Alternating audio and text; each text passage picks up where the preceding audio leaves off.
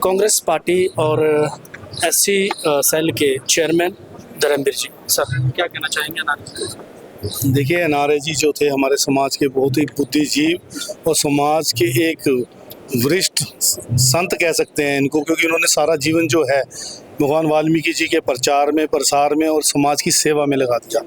और इससे हमारे समाज को बहुत क्षति हुई है। और सभी लोग यहाँ पे आप देख रहे हैं पूरे भारत से पहुँचे हैं उनको श्रद्धांजलि देने के लिए।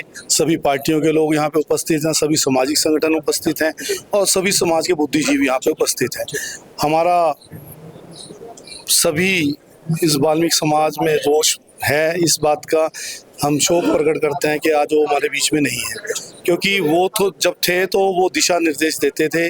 जब समाज पे कोई बड़ी आपत्ति आ जाती थी या कुछ आता था तो एक वो सूझवान व्यक्ति थे जो समाज को नई दिशा की ओर नई दिशा बताते थे। और करीबन जितने भी लीडरशिप से मैंने बात की है, चाहे वो भारतीय जनता पार्टी से हैं और कांग्रेस से हो, अनारे साहब का एक, स्वामी चंद्रपाल अनारे जी का एक सपना था कि भगवान वाल्मीकि जी के ऊपर जो टिप्पणियां उठती हैं उनके लिए एक ऐसा कानून पास हो कि ऐसा करने पर उसको एक सख्त से सख्त सजा दी जाए। क्योंकि जब अगर हम राम की बात करते हैं तो भगवान वाल्मीकि जी का चर्चा होना या जिक्र होना बहुत ज़रूरी है, क्योंकि वाल्मीकि जी नहीं होते, राम नहीं होते, तो ऐसा कानून क्यों नहीं सर? देखिए, ऐसा है कि समय समय की बात है, जब समय पे किसी की सरकार होती है।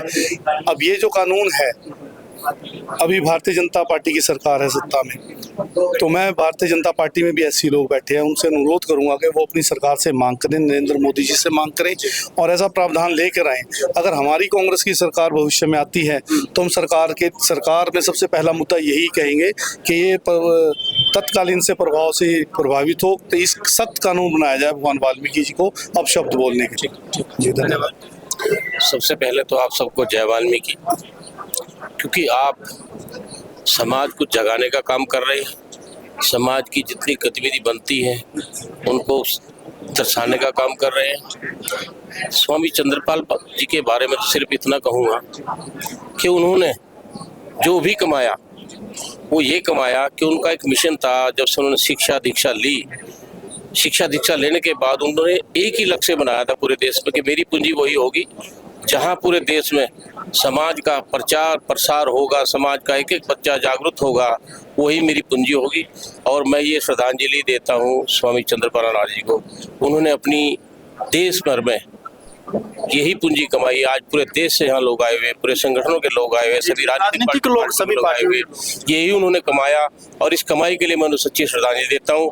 और सभी सरकारों से, सभी धर्म संगठनों से, धार्मिक संगठनों से, ट्रेड यूनियनों से यही कहूँगा कि असली कमाई ये है जो स्वामी चंद्रपाल अनारे जी ने कमाए।